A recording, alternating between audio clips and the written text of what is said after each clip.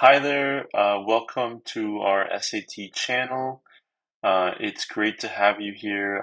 This is our first video, and as you'll see later on, we will have a 27 unit series, but we're just starting off here with the first video on exponents and radicals. I hope you like it.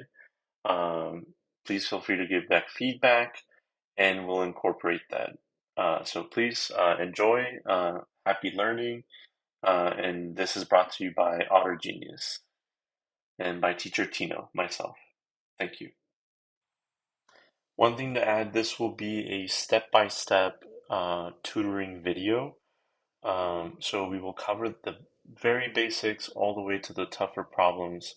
Unlike, let's say, other videos that might jump way too quickly into tough questions. This is a longer video, as you can see, right? It's around 50 minutes, but it is step by step. So feel free to take breaks in between, but I do recommend that you finish from start to end. Thank you. As you can see, there are a total of 27 units full of, let's say, the primary topics on the SAT math section. So let's dive right in today to cover our first unit, exponents and radicals. So let's keep going to the next page. So our agenda for today is to cover the concepts that come up on the SAT math related to exponents and radicals, do some warm-up exercises where we practice these ideas, then dive into SAT style exercises that you will see related to these topics, and lastly, some gateway exercises for this unit to make you feel prepared for when you see these on the test. So let's dive right in with the first question, the primary question. Let's start from the beginning. What is an exponent? So looking at our first number here, right, I have 5 times x squared. In the exponent world, we call this 5 a coefficient, and also, let's say, in other math areas, here this is our base number, and here is our exponent. So our exponent, right, is that tiny number on the top right of another number. Now I have, the way I read this is 5 times x squared. So my 5 does not have an exponent. So if I were to simplify or expand this, I could write 5 times x squared is the same thing as x multiplied by itself twice. So x times x. So 5 times x is written with exponents as 5x squared. Now for my second number here, now my 5 is being taken to the second power. So you guessed it, it should be 5 times x. This time my x does not have an exponent. This is in fact the same thing as 5 squared x. Now on my final number here, we see that both numbers have an exponent.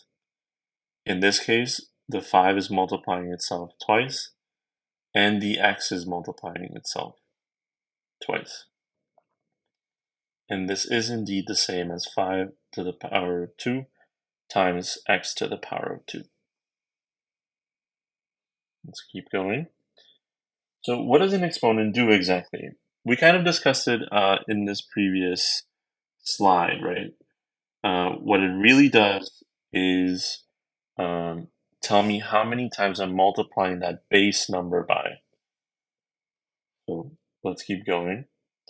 Now we're going to get into our exponent laws. These are tested on the test, so these are very important to memorize. I recommend perhaps making flashcards of each of these with the examples associated with them.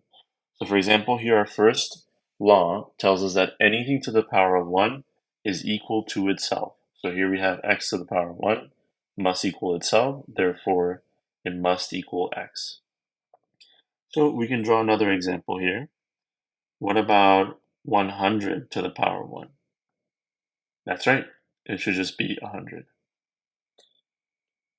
Okay, what about a negative number? Negative 5 to the power of 1.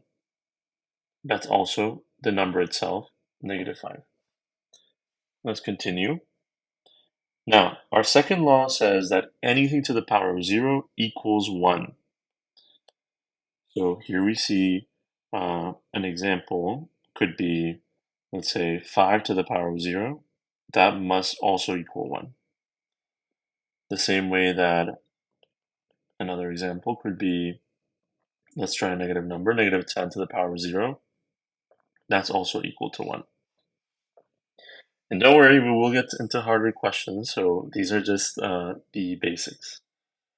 Now we have our product rule. This is super important, very key to remember. It says any number that has the same base. So here my number has the same base, x, times another number with the same base, x. If these two numbers multiply and they have exponents, their exponents end up adding. So let's see this as an example. So if I have 5 to the power of 2 times 5 to the power of 3, that's the same thing as saying 5 to the power of 5. Right? If I wanted to break that down even further, step by step, we did 2 plus 3. We added the exponents because we have two numbers with the same base, that base of 5 multiplying. Okay, let's cover another example. What about if I have 2 to the power of 3 times 2 to the negative 2 power? That's right, we would just add them again. So 2 to the power of 3 plus a minus 2, that's the same thing as saying 2 to the power of 3 minus 2, right? A plus and minus is the same thing as just subtracting. So we get 2 to the power of 1. And anything to the power of 1 from our first rule we know is just itself. Let's continue. Our fourth law is almost the inverse of the previous law, the product rule. This quotient rule says if I'm dividing numbers with the same base, here we have numbers with a base of x, the numerator is going to the power of m, the numerator is going to the power of n. When we divide, we subtract the exponents and keep the base. So let's see an example. Imagine we have 5 to the power of 3 divided by 5 to the power of 2. Applying our rule, we should subtract the exponents, keep the base. Therefore, we end up with 5 to the power of 2. And we know 5 to the power of 2 is the same thing as 5 times 5, which is 25. Okay. What about if I had this instead? 4 to the power of 2 divided by 2 to the power of 2. Do these numbers have the same base? Nope. So we're not able to directly use this rule and subtract their exponents. However, we do know that 4 can be expressed with a base of 2, right? 4 is the same thing as 2 to the power of 2. So if I replace that 4 with 2 to the power of 2, and that's still being taken to the power of 2 originally, correct? So I have to keep that here. All I did here is replace the 4 with a 2 to the power of 2. And then I'm still dividing by 2 to the power of 2. We know that 2 to the power of 2 to the power of 2 is the same thing as 2 to the power of 2 times 2 to the power of 2 divided by 2 to the power of 2. Using our division rules, right, when we have the same thing in the numerator, same thing in the denominator, I'm able to cancel that. So I end up with 2 to the power of 2, which is 2 times 2, which is 4. Awesome. So let's keep going. Now, our fifth law is the distribution rule. When I have an exponent on the outside of a parentheses, that means I need to distribute that power to each number's exponent on the inside. So here inside the parentheses, I have x to the power of m. Therefore, I need to distribute that n power to the m power by multiplying these together, as we see here. This simplifies to x to the power of m times n. Now let's look at a little bit of a more concrete example. Imagine we have 2 to the power of 3, all to the power of 5. Now we could write 2 to the power of 3 times 2 to the power of 3 times 2 to the power of 3 times 2 to the power of 3 times 2 to the power of 3. But that's very time consuming, right? Instead, I can use my distribution rule. So this is the same thing as 2 to the power of 3 times 5. We know that 3 to the power times 5 is 15, and that's our simplified version. We can also see this idea by adding those exponents, right? Using our product rule. When I multiply a number with the same base, here all the numbers have the base of 2, I add their exponent. So this indeed, if I add up all those 3's, they add up to 15. All right, so one more example before we move on. What if I have x to the power of 2 to the power of 3? That's right, it should be x to the power of 2 times 3, which is x to the power of 6.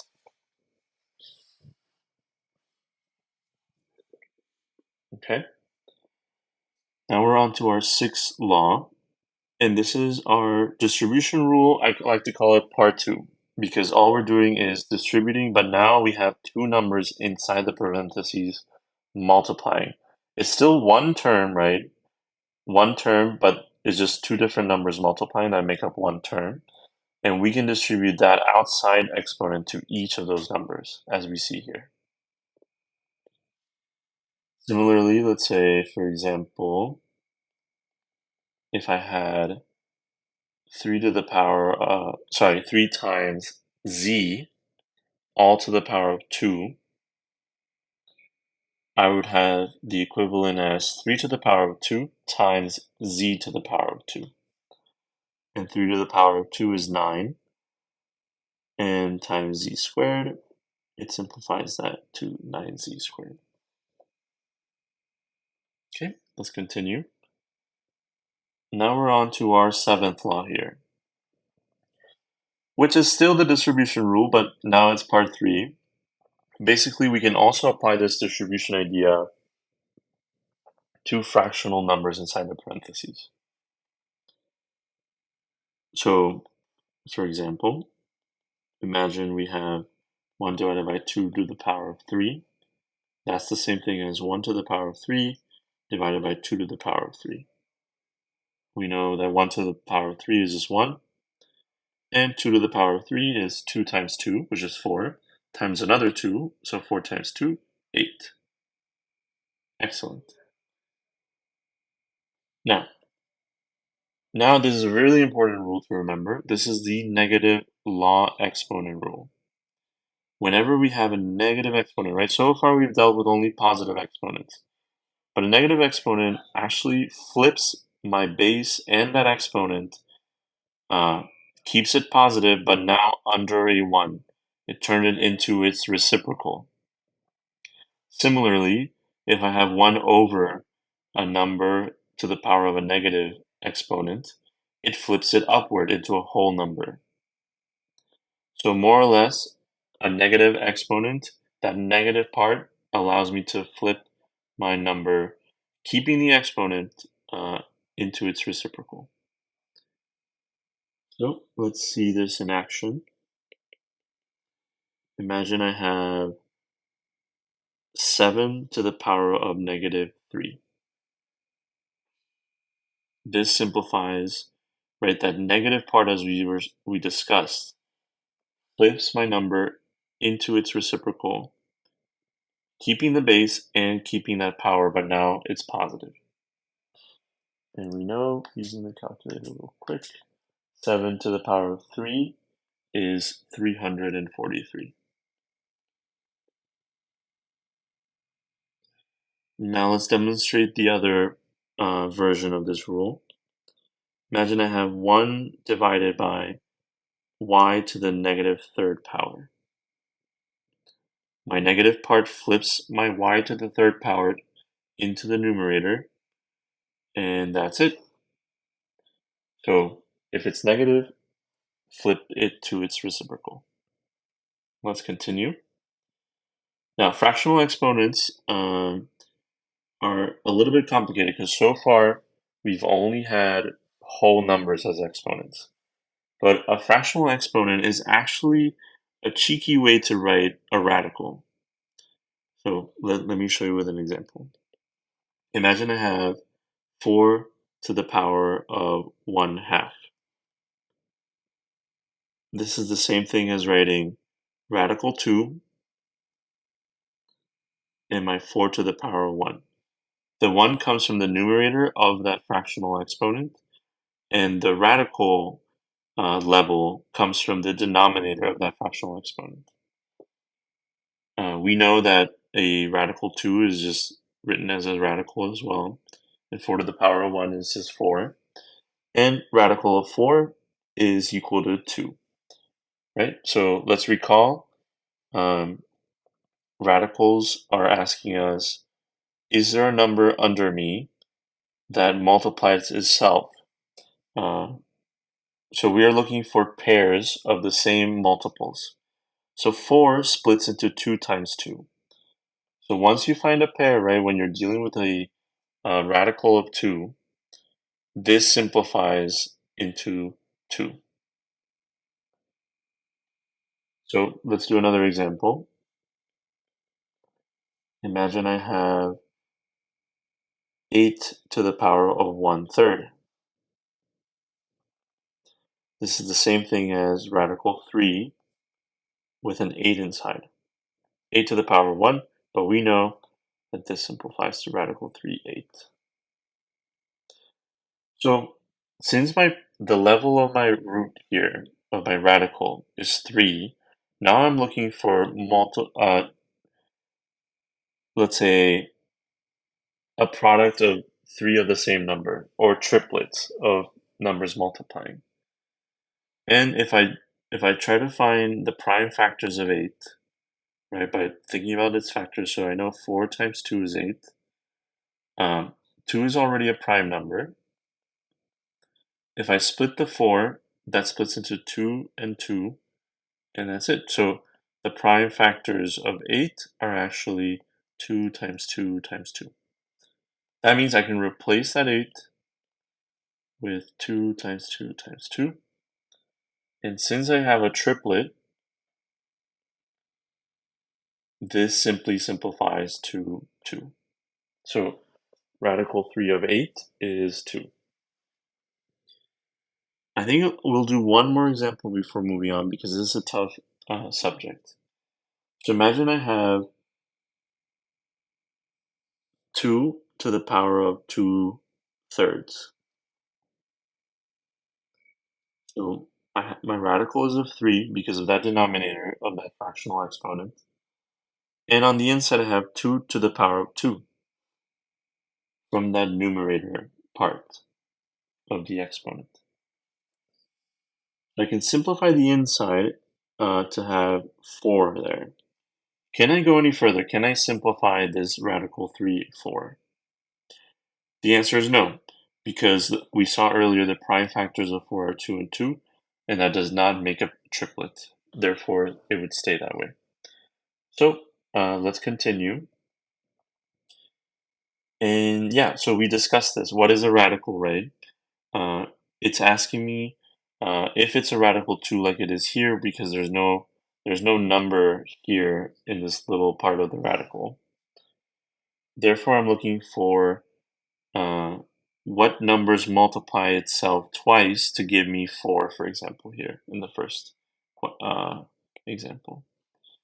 And we know this is simplifies to 2. So radical of 25, what numbers multiplies itself twice to give me 25? That is 5.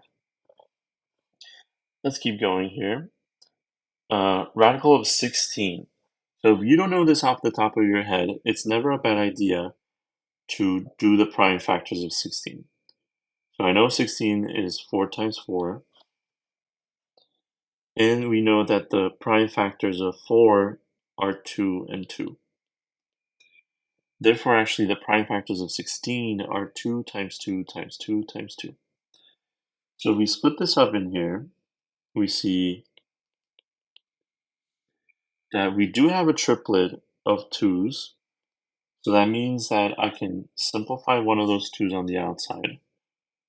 But since I don't have another pair of 2's for this remaining 2, there's no other triplet in there. It actually simply remains inside the radical 3.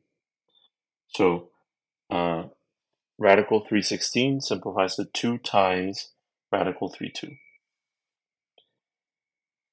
So is there any number that multiplies itself 3 times to give me 125?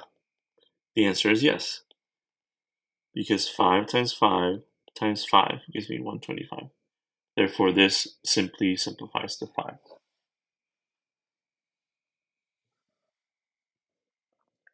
Now, this is a great slide to screenshot. It has a summary of all our exponent rules, and it's handy to have on the side when you're practicing some exponent questions. So before we dive into the warm-up exercises, there is something that is worth pointing out here, that we need to be careful with our parentheses. When I have negative 3 to the power of 2, that's the same thing as writing negative 3 times negative 3, which would be positive 9. A negative times a negative is a positive. So something to point out here is that an even exponent always turns anything on the inside positive. Now, this negative times 3 to the power of 2 is a little bit different. When the negative is on the outside of the parentheses, or there is no parentheses and it's on the outside of a number, the negative is not being taken to the second power. Only the 3 is being taken to the second power. Therefore, 3 times 3 is 9, and that negative remains there. Therefore, this actually simplifies to negative 9, as opposed to that negative 3 inside the parentheses squared is a positive 9. So down here, we see now we have an odd power. To the power, we have an exponent of 3. So if we expand this out, negative 2 times negative 2 times negative 2, this ends up being negative 8. Similarly here, the negative stays on the outside, and I take 2 to the third power. All those 2's multiply to 8. I drop down my negative, and in this case, it does give me the same number, negative 8. Okay? All right, so now we have some warm-up exercises here. I'll let you pause the video and complete this on your own time. And when you're ready, come back to the video. Okay? So hopefully you've given it your best shot. Let's cover these very quickly. So first, we want to always follow PEMDAS, our order of operations, right? Which stands for parentheses, exponent, multiplication, division, addition, and subtraction. And we always want to complete operations in that order from left to right. So since I do have a parentheses, let's take care of that first. I'll carry over that negative on the outside, and then I'll take care of the parentheses. I have negative 4 to the third power. Again, that's negative 4 times negative 4 times negative 4. In this case, these negative 4's multiply out to negative 64. Just double checking that, yes. And then a negative on the outside times a negative 64 ends up being positive 64. For this warm-up exercise number 2, again, we want to take care of that parentheses first. So negative 1 to the 5th power. That power of 5 is odd. And we remember, right, an odd power does not get rid of the negative. Therefore, actually, negative 1 to the power of 5 is simply negative 1. Okay? That being said, let's simplify the rest. 2 to the power of 3 is 8, right? 2 times 2 times 2 is 8.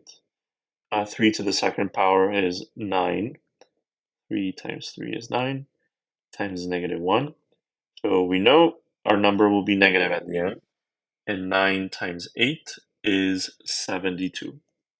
So we end up with negative 72.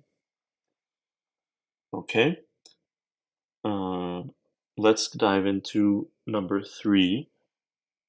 Here we want to take care of that negative part of the exponent first. Remember, that flips this number into its reciprocal. So we get 1 over 3 to the second power, and 3 to the second power is simply 9. Anything to the power of 0 is exactly 1. And anything to the power 1 is just equal to itself, 1,000 in this case. Let's continue. So we have another set of warm-up exercises, continuously testing, right, our grasp of our exponent rule. So I'll give you some time to pause the video and give it your best shot. Okay, now that you've paused the video, you've given it your best shot, let's cover it together. So when we're multiplying two terms, right here we have two terms. This is the first term, this is the second term. We want to borrow that idea of combining like terms when we're multiplying. Let's multiply the numbers together, the coefficients. So 5 times 4 is 20. Then we can multiply the variables, x squared times x to the second power. If we remember our rules, our product rules, when we multiply numbers with the same base, we add their exponents. So this simplifies to x to the power of 4 plus negative 2. We know that that just simplifies to 4 minus 2. Therefore, everything simplifies to 20x squared, or 20 times x squared.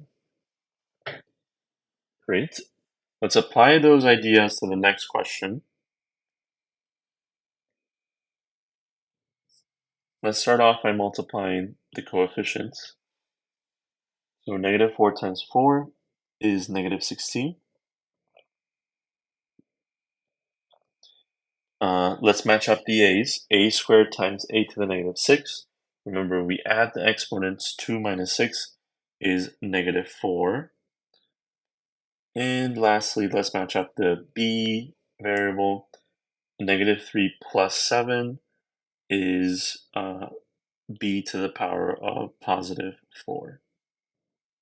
Now, if let's say we didn't want to keep that negative exponent, we're allowed to use our rule to flip that to the bottom. And remember that negative 4 exponent only belongs to the a.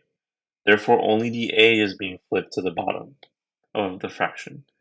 So my negative 16 and b to the 4th remain in the numerator, and a to the 4 goes to the bottom of the fraction. Okay, great job so far. So now, here's a little bit of an interesting question. Now we're dividing. Remember, our division or quotient rule for exponents dictates that we must subtract the exponents when the numbers have the same base. So there's an imaginary power of 1 here with this x in the numerator. So we have x 1 minus 3, and then y to the power of 4 minus 2. Therefore, for my x, I have x to the power of negative 2, y to the second power. Again, if I don't want to keep a negative exponent, I just flip that x squared to the bottom. Okay, now if we can solve this one, then you have a path to continue. So x squared, we deal with the x's first. Again, we're dividing, therefore we subtract the exponents. We have x to the power of 2 minus -4. For the y's, we have y to the power of 3 minus -5. And for the z, we have 4 minus -6. For the x's, right, 2 minus -4 is the same thing as saying 2 plus 4. For the y's, same idea, 3 plus 5. And for the z, 4 plus 6. Therefore, this simplifies nicely into x to the power of 6, y to the power of 8, and z to the power of 10.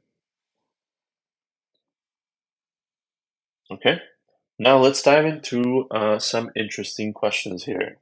Finally, an SAT style question, because we know we won't see easy questions on the SAT. So the question reads, if 2 to the power of x plus 3 equals y, then what is the value of 2x in terms of y? Whenever you see this phrasing here, what is the value of something in terms of something? This means this can be translated into solve for, in our case here, 2 to the power of x. And this in terms of y means expect to have y in your solution.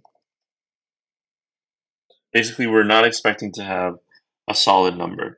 And looking at the options, right, A, B, C, and D, we see that's the case. So option A is y plus 8, B is y minus 8, and so on. So our goal here is to isolate 2x. We want to get used to isolating an expression rather than just a variable, as we're used to, let's say, from our typical algebra courses. So let's start off with what we're given. So 2x to the power of, 2 to the power of x plus 3 equals y. And our goal, right, I always like to write our goal here on the side, is to find what is 2x.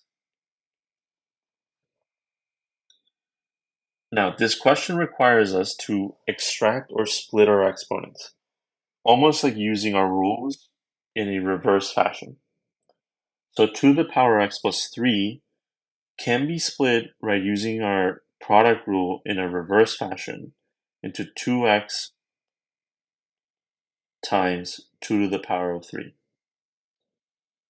Right, because in this case, if we were to simplify this, we have a number with the same base, and they're multiplying each other. Therefore, we simply add their exponents, and we can confirm, right, that we indeed do go back to the same thing at the beginning. So that being said, let's go back to our problem. All of this equals y. And our goal is to isolate 2x. We want to get this by itself. So we can divide both sides by 2 to the power of 3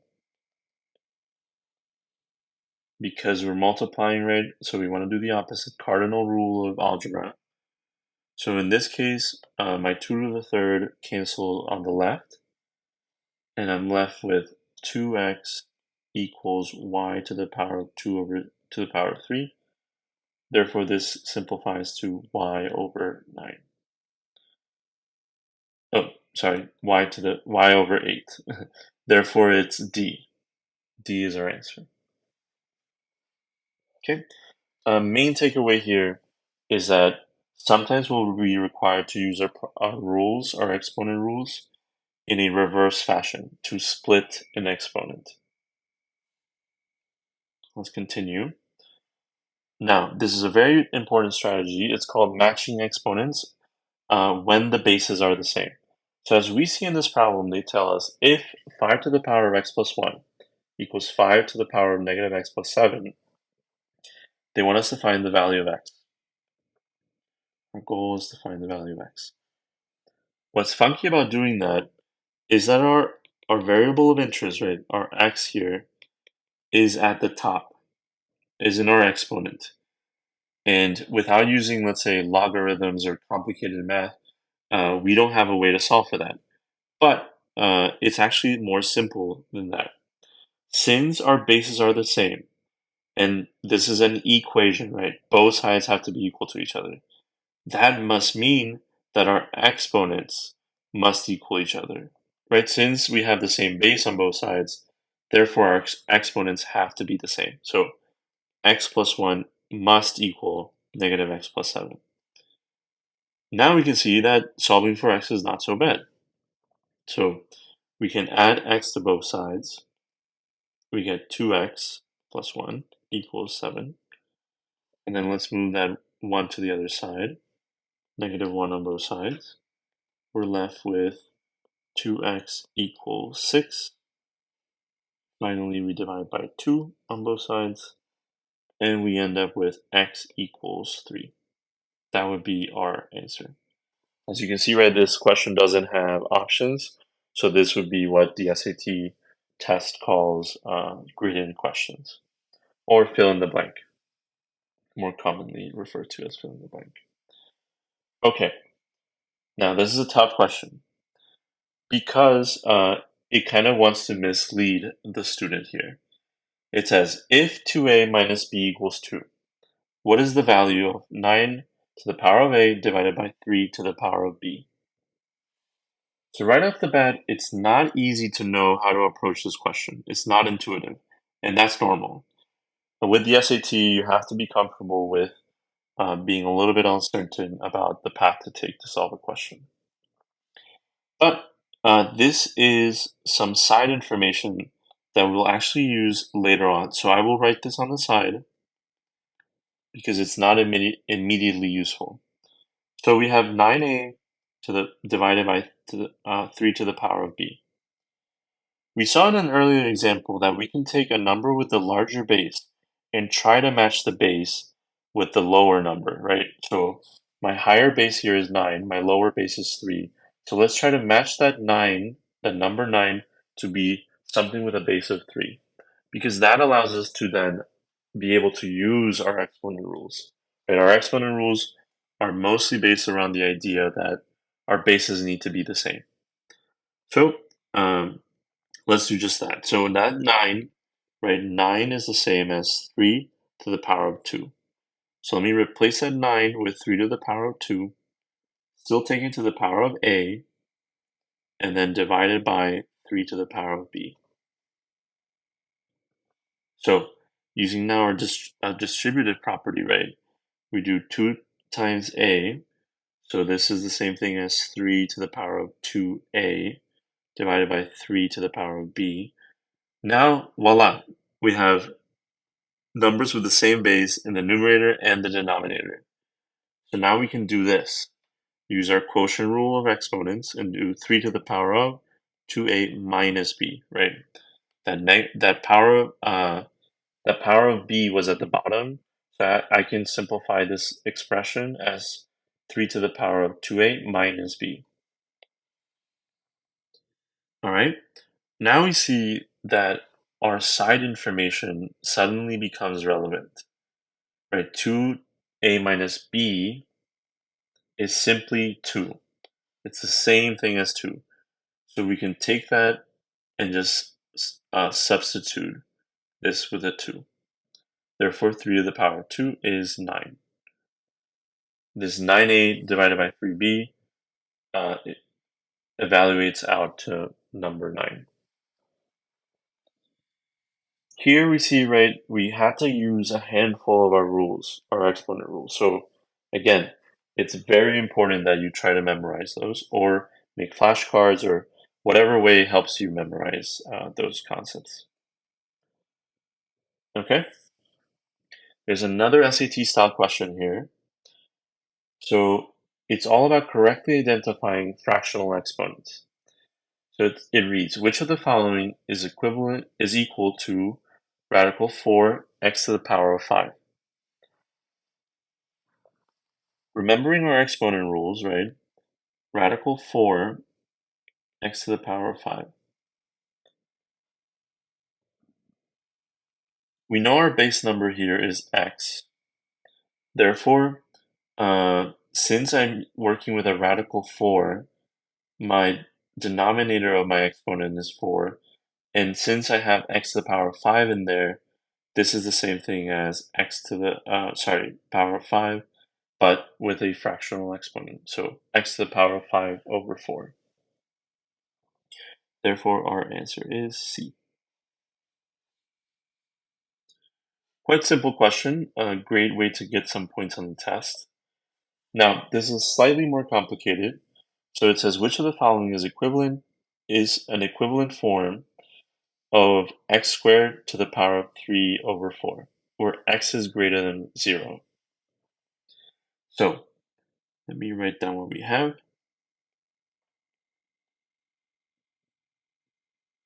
And these which of the following is equivalent questions are almost always simply simplifying questions.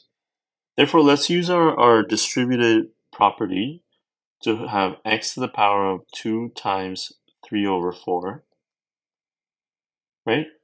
And we can simplify that fraction by saying that 2 goes into 4 twice.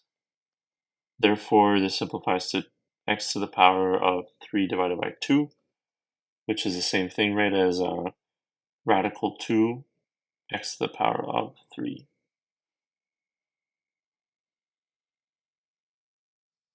Now, what's interesting here is that since my power on the inside of my variable is larger than my radical's level, we expect something to simplify here, and I'll show you how. So x to the power of 3 can expand to x times x times x. We find that there is in fact a pair of multiples. Therefore, that is taken out. So on the outside, I have x, and on the inside remains one of the x's. And we see that this is option B. Let's continue on here. Only 3 more slides, so we're almost there. There's a few final concepts here that are worth mentioning. And that's that sometimes our variable of interest will be under a radical. And how do we solve for that, right? That's an important question. So if we take the square of both sides here for this exercise 6, right? Following the distributive property, we get 3 squared, and then this radical goes away with that second power. Now we freed our variable from that radical. Similarly, this 45 will be freed from that radical as well. Then I end up with 3 squared is 9, x 45, so x equals 45 divided by 9. And as we know, this simplifies to 5. Just double checking just to make sure. Exactly. So let's continue on here. So applying the same idea, right, we can take the square root of both sides, the square of both sides, and we get 4 to the second power. Our 3x is freed from our radical, 2 to the second power, and our 6 is freed from the radical. So here we get 16 times 3 to the x, times 3x, 4 times 6. We can divide by 16. We know that 4 goes into 16 4 times, and then 2 goes into both of these. So 3 over 2. So we end up with 3x equals 3 over 2. Divide by 3 one more time. And we get x equals 1/2.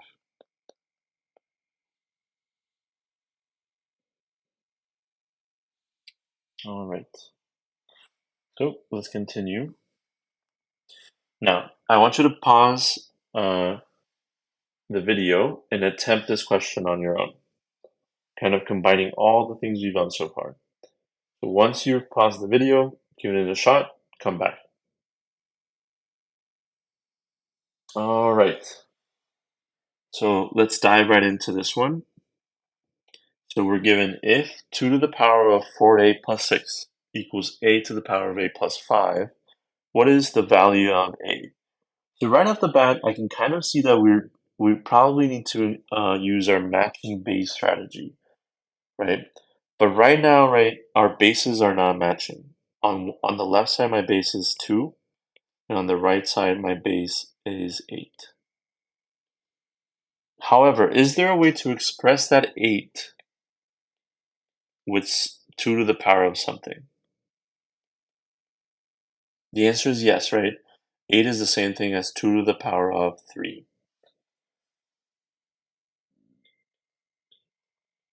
So that being said, 8 plus 5, 2, 4, 8 plus 6.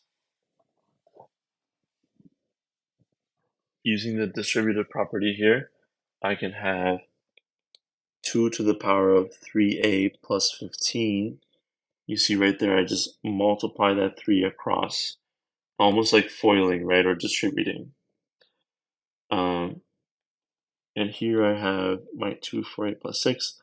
Now that we have finally our matching bases, right, our bases are matching here.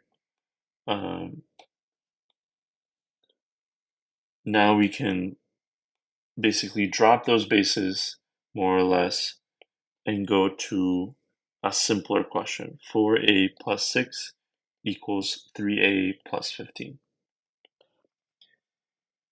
Right, and my goal here is to find the value of a. Therefore, this turns into an algebra question. Right, let me move that a to one side. I get a plus 6 equals 15. I do minus 6 on both sides.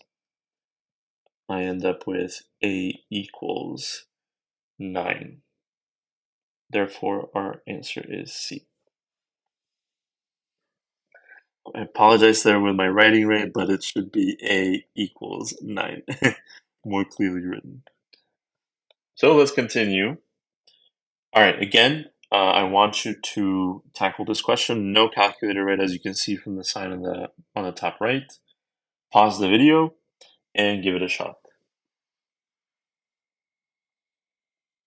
All right.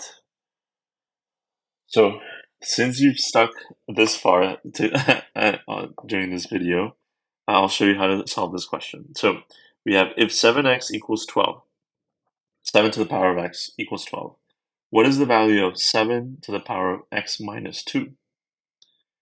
Now, this is similar to that extracting or splitting exponents idea, right? So we're given some information that 7x is equal to 12. And we can kind of see there's a 7x kind of in there, right? So let's take that amount that is given, that 7x minus 2, and let's split this up. We know that 7x minus 2, using our quotient rule here, right, because it's subtracting, we can say it's the same thing as 7x divided by 7 to the power of 2, right? 7 to the power of 2 is 49. 7 times 7 is 49. And our 7x here. Luckily, we know what the value of 7x is, right? We're told at the beginning that it's just simply 12. Therefore, we get answer choice C. All right, let's continue. All right, our final question for today for this unit of exponents and radicals is the following.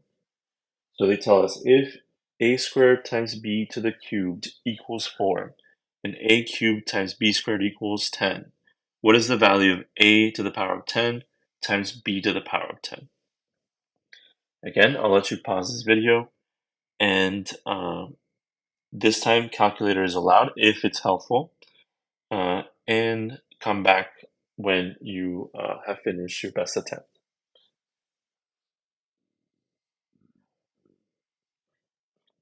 Okay, so here we see that whenever you have this kind of funky question, right, They're asking us to solve for something complicated or unusual, let's say. And they give us some side information, right? These two pieces. This is a hint that we can use those two pieces of information to solve for this, what they're asking us for, right? So again, our goal is a to the power of 10 times b to the power of 10. What's the value of that? This is a grid-in question, so you should expect to get a number. We can see, right, by combining these two pieces of information given, right? Imagine I do a squared b to the third times a to the third times b squared, right? Using our product rule, a to the second power times a to the third power is a to the fifth power, and b to the third times b to the second is b to the fifth. So what do I need to do to, and I know, right, that this value is the same thing as 4 times 10, right? Because this is 4 and this is 10. So let me drop this down here to make it more simple. So a to the power of 5 times b to the power of 5 is 4 times 10, 40. Now, we're not quite there yet, right? We want to get to this. What is something clever I can do to both sides to get there? Actually, we can square both sides. By doing that, right, by distributing, we get a to the power of 5 times 2, b to the power of 5 times 2, and that's a to the power of 10, and b to the power of 10. And what is 40 to the power of 2? Since this is a calculator, I will use my calculator, and I get 1600. And that's it. I hope you found this useful. Please hit all the buttons at the bottom of this video, the like, subscribe, and comment what was most helpful about this session, and what else, what other topics have you been struggling with on the SAT? What do you want us to see? What do you want me to cover next time? So thank you so much for watching this video, and I'll see you in the next unit.